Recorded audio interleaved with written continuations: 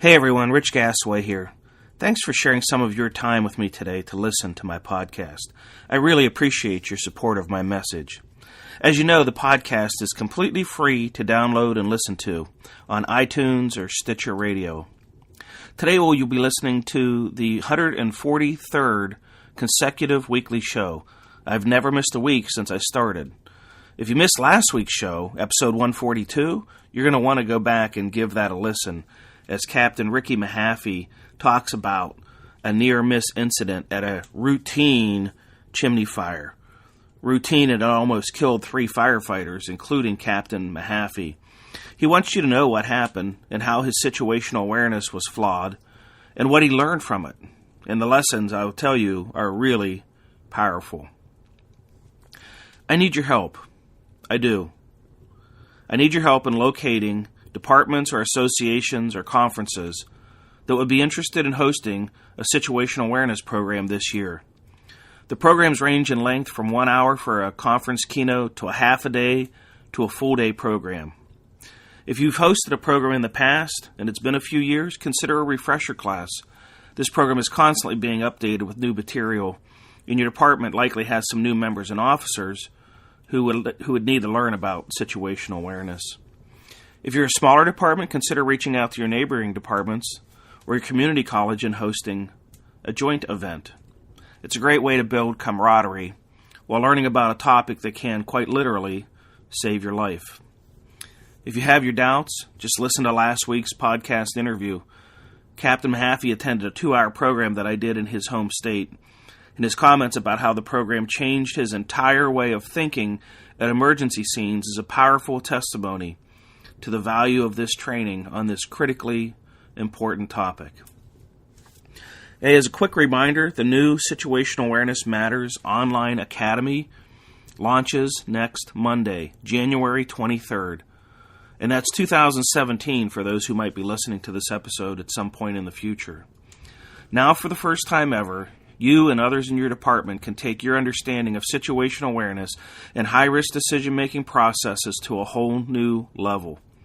Since flawed situational awareness is a leading contributing factor in near misses and casualty incidents, this is a really important topic that most first responders have received little to no training on, and that needs to change. Check it out by visiting samatters.com and clicking on the green box on the right side of the homepage labeled Online Academy.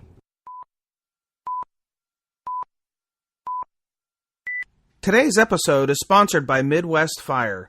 For more than 20 years, Midwest Fire has been manufacturing high-quality tankers, tanker pumpers, and fire rescue vehicles in the United States and Canada.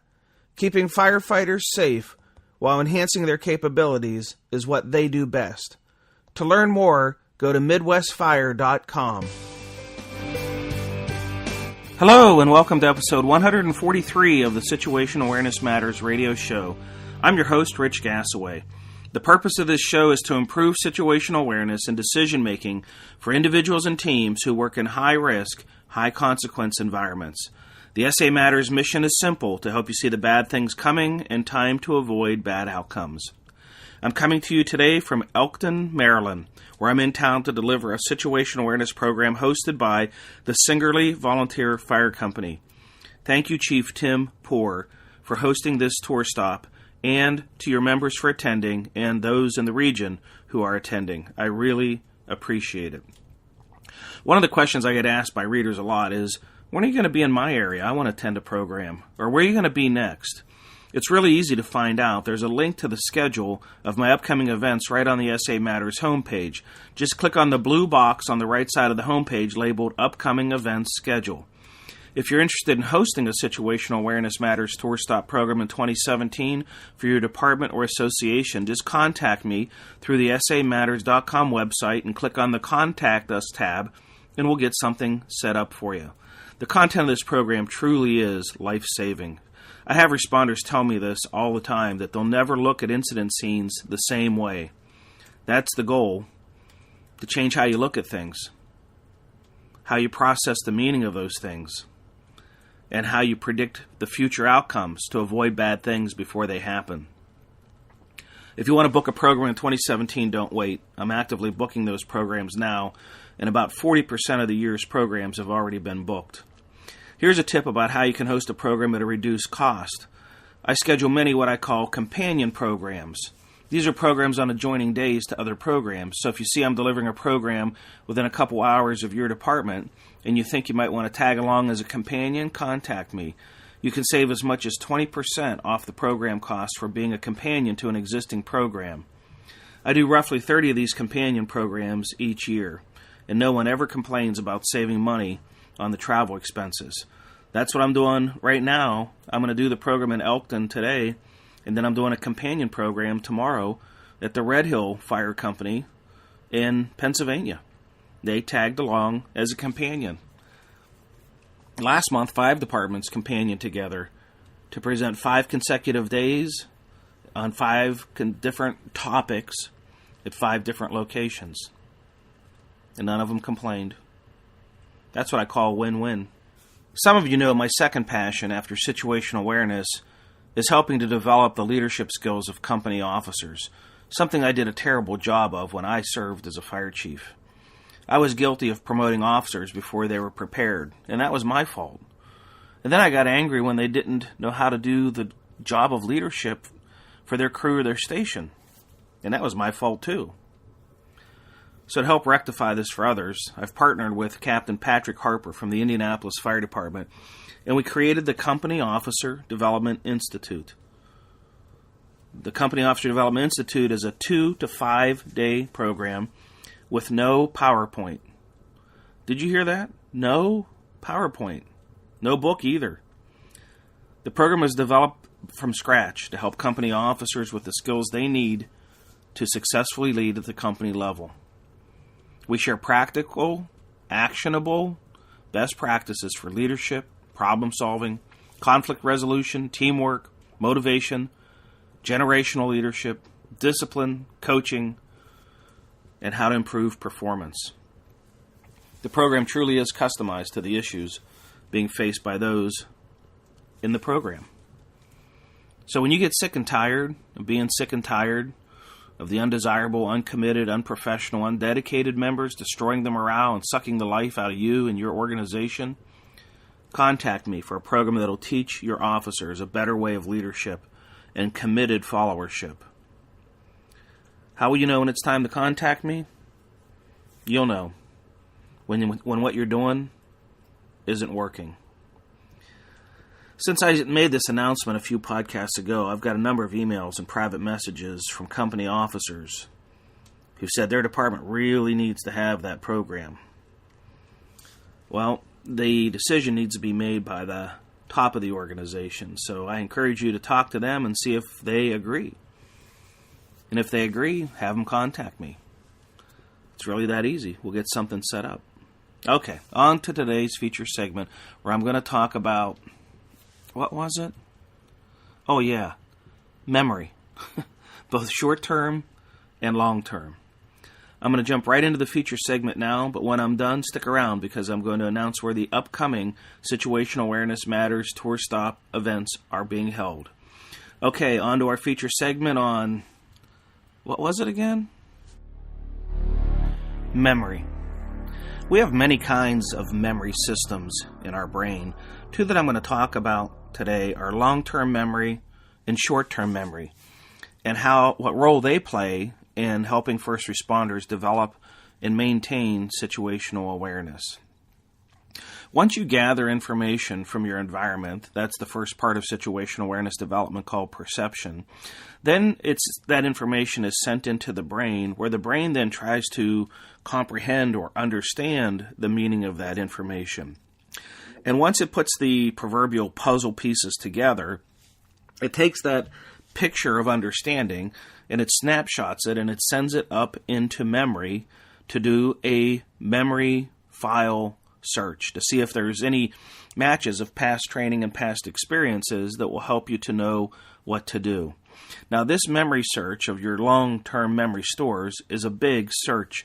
The average person's long-term memory capacity has been estimated to be at least 10 times all the information currently stored on the internet.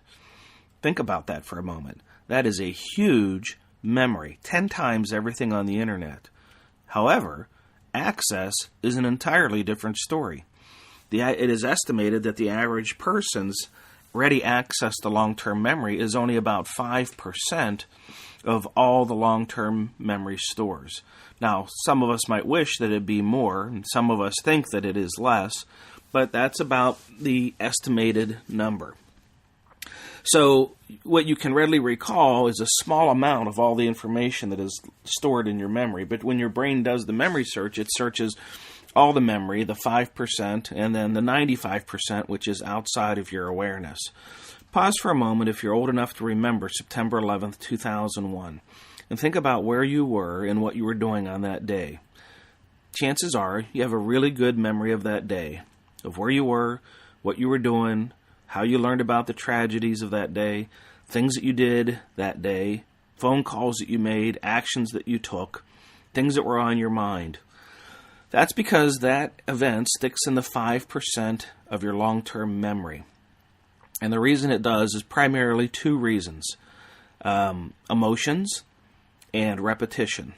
The emotions of that day makes it stick into memory, and then the repetition of how many times it played over and over again for us helps to keep it fresh in memory. So that puts it into that 5% of memory stores.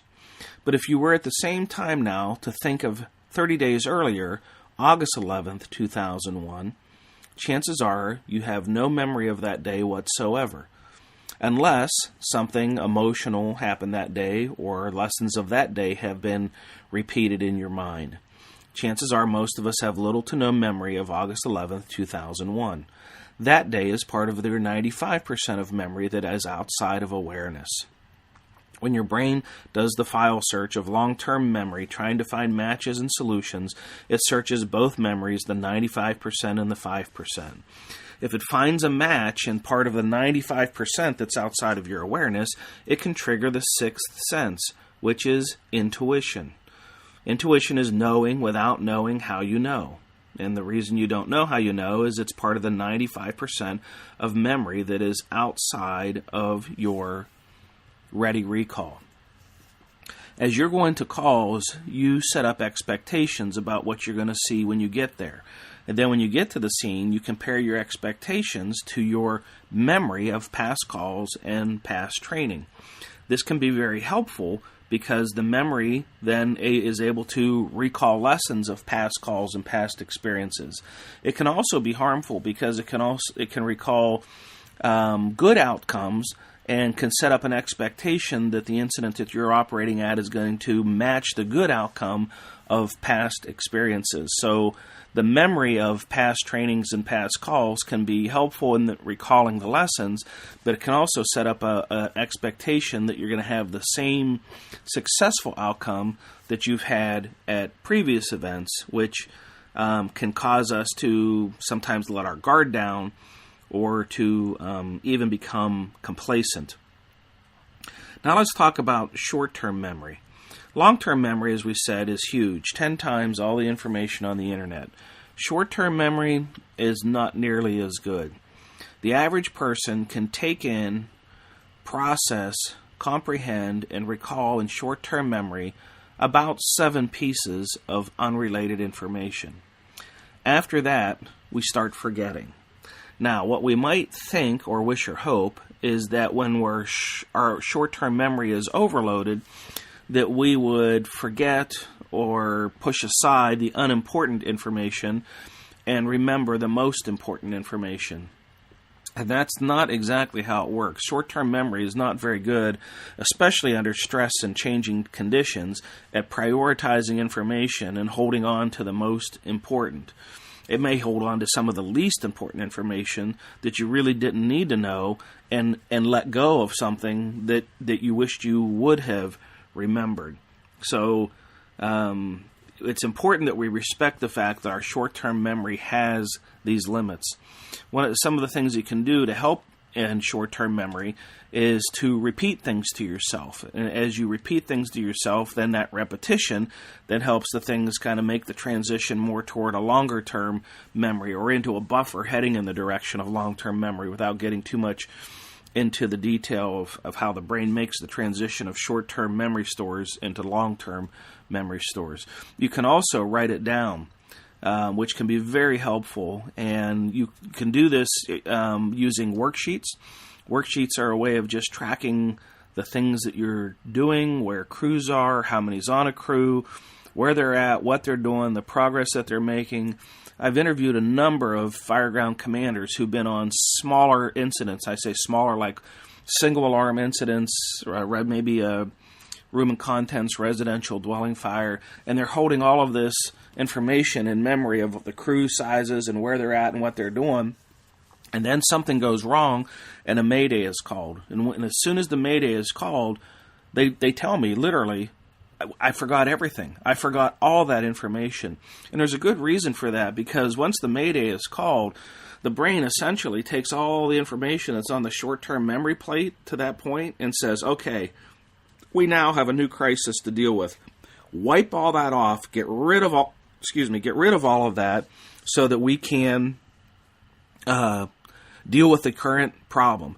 And it literally just wipes the slate clean of short-term memory. And then when you're trying to recall how many's on that crew, who's on that crew, where are they at, what are they doing, that can be very, very difficult to recall when you have a kind of an instant shocker kind of event like a mayday called. So having that written down on a worksheet can be very helpful. And it's a good habit to get into, even at the smaller routine events, to get in the habit of writing it down. So when you get to the more complex events, or you get to even a smaller event that's going to turn bad, you're in the habit of having that critical information written down. So that, using the worksheet, helps you to manage something called retrospective memory, which is the memory of all the things that have already occurred. It's like the history memory. And then you can consider using checklists. Checklists help you to manage the future memory, or what's called prospective memory. It's the memory of everything you need to do or need to consider that you have not yet done or not yet considered.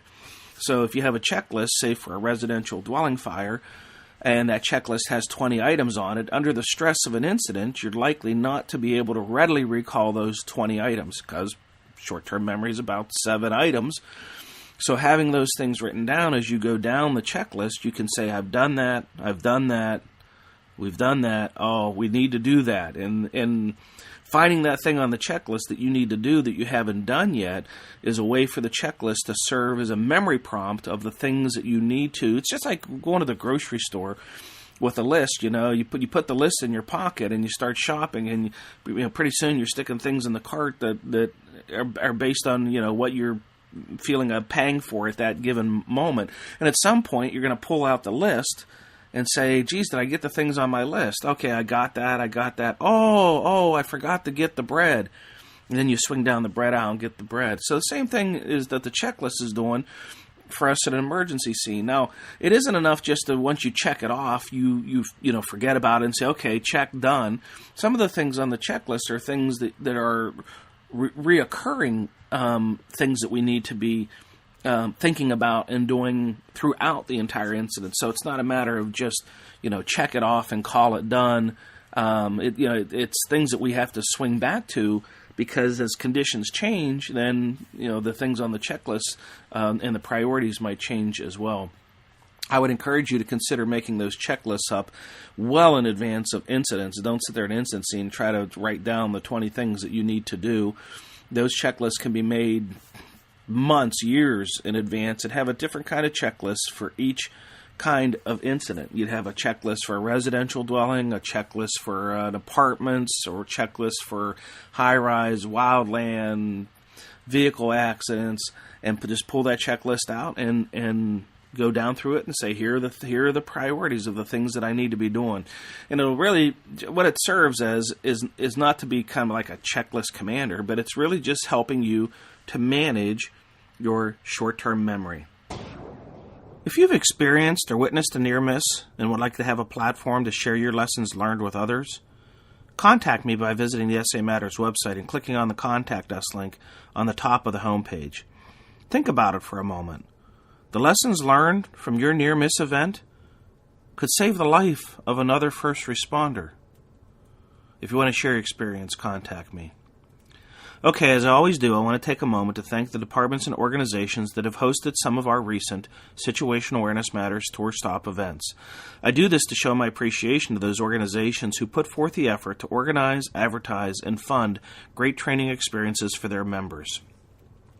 Your efforts to bring this valuable and powerful training on situational awareness and high-risk, high-consequence decision-making processes to your members and others in your region are greatly appreciated.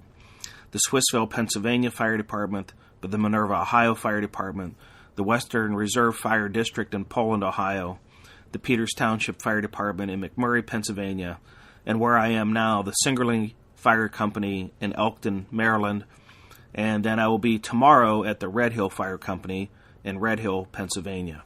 If you want to attend an upcoming Situational Awareness Matters Tour Stop event, on January 18th, I'll be at the Ramsey Fire Department in Minnesota doing leadership. That's a closed session.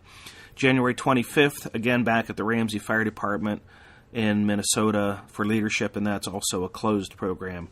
February 1, the St. Paul Fire Department in Minnesota. February 3 and 4, the Racine County Fire Chiefs Association in Wisconsin. February 7th, the Texas Fire Educators Conference in Corpus Christi. February 9th, the Kansas Incident Management Team Conference in Salinas. February 13th, the Morris Fire Department in Minnesota. February 15 and 16, I'll be doing a consulting project for the Portsmouth Naval Yard in Kittery, Maine. They support the overhaul of U.S. submarines and are asking me to help them with some situational awareness assessment and training. February 23rd, the Clovis Fire Department in California, and March 3rd, the Lynchburg Fire Department in Virginia.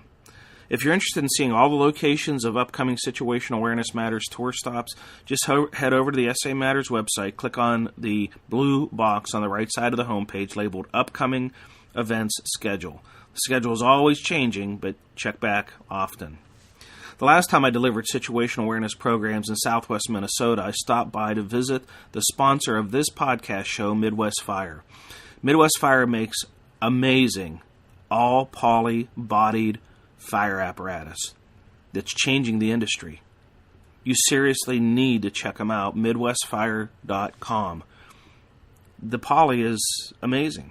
Super strong, super light, super durable, incredible. Anyhow, I got a chance to sit down and talk with a few of their employees about what separates Midwest Fire from their competitors. Let's listen in to learn what happens after the sale and the process of building a Midwest fire engine. All right, I've heard about the No Dealer Network. I've heard about how to get in contact with Midwest Fire. I've heard about the process of speccing a truck, and that's all good. What happens after the sale? Currently, after the sale, everything gets turned over to myself as project manager. I will then lead you through the build process. If you call in, have questions on your truck, want to make changes to your truck, want updates on your truck, that will all filter through me then rather than the salesman at that time. We take pride in everything we do here. You've heard that many times. But what we want to focus on is making this the best experience we can for the fire department. It's not always easy to get a hold of your salesman, whether he's traveling or on the road or at shows where I'm in-house full-time. Have 100% control with the project manager as well as manufacturing manager of your truck going through the process. So somebody calls you and they have a question or they're saying, can we make this change or whatever. You literally just walk down the hall, out the door, and you're on the manufacturing floor talking with engineering or with the people who are actually building their truck, and you can do kind of real-time problem solving or adjusting on the specification? Yep. What we do then, if there is changes to the truck, obviously there'd be a change order involved, but the response time is a lot quicker. Most of the departments we work with have a meeting once a month, the volunteer fire department. So if they call in, have a meeting the next night, we're able to get an answer to them, a response to them right away, so we're not holding up the project while it's in production. Super. Well, there you have it, folks. That's what differentiates Midwest Fire from their competitors. So check them out at MidwestFire.com. Thank you, Midwest Fire President Sarah Atchison, and all your staff for your awesome commitment to improving first responder safety. I sincerely appreciate your support of my mission. If you want to give me suggestions about how to improve this show, just shoot me an email by going to the Contact Us link on the SA Matters website. I'm always looking for ideas. If you're not a member yet of the SA Matters community of learners, there are several ways you can get connected with us. First, you can join and become a member. There are over 5,000 people connected here on SA Matters, sharing ideas about how to improve situational awareness, how to make better decisions under stress, how to train members to be critical thinkers and resilient problem solvers. Membership is free, F-R-E-E, free. And when you sign up, you'll get a special report that I've created just for the new members called 25 Best Practices for Improving First Responder Safety. If you join, I'm also going to send you an email once a month that summarizes the blog articles and the podcast shows. The newsletter has clickable links to the blogs and podcasts. It's just a way for us to stay in touch. I realize you're busy and you're not going to swing by my website every week to listen to the blogs or to check out the podcast, so the newsletter just serves as a reminder.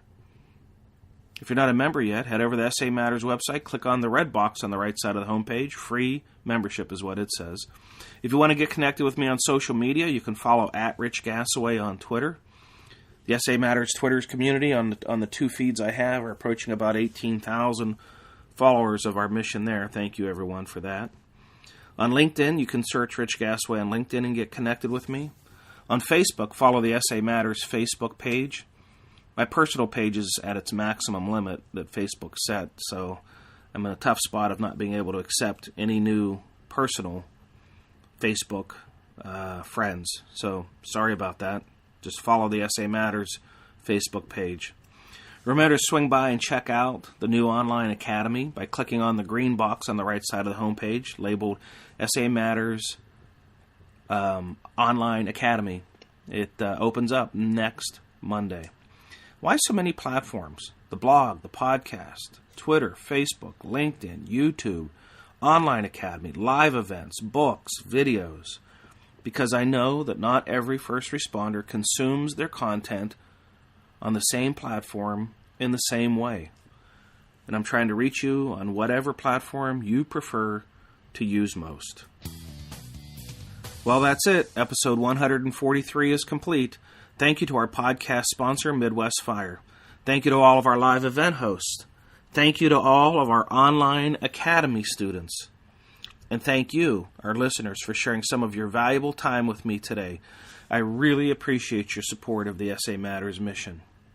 Be safe out there, and may the peace of the Lord and strong situational awareness be with you always.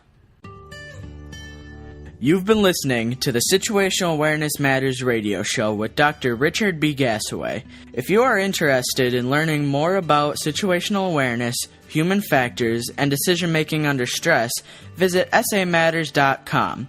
If you are interested in booking Dr. Gasaway for an upcoming event, visit his personal website at richgasaway.com.